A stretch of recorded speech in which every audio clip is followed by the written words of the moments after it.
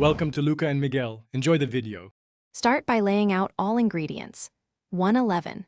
5 Oz bag of Doritos, 2 cups shredded cheddar or Mexican blend, 12 Oz cooked protein such as seasoned ground beef or shredded chicken, 1 cup black beans, and optional sliced jalapenos.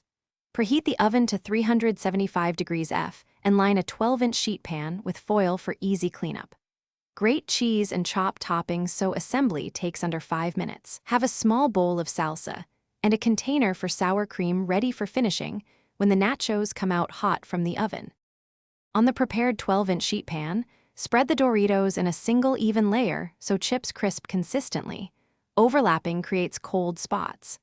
Scatter 12 Oz cooked protein and 1 cup rinsed black beans evenly across the chips, then sprinkle 2 cups shredded cheese to cover most chips.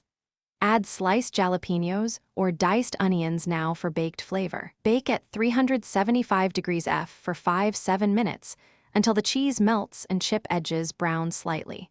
Watch closely at minute 5 to avoid burning and remove when the nachos come out of the oven. Immediately add fresh toppings.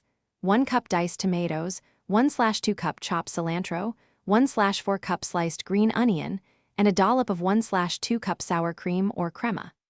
Spoon 1/4 cup guacamole per person and offer 2 tablespoons pickled jalapenos for heat. Serve right away on the sheet pan to keep the melted cheese connected to chips, or transfer to a large platter to share. If storing leftovers, separate chips from toppings and refrigerate toppings only for up to 48 hours. Thanks for watching and please subscribe. It's the best investment you'll ever make.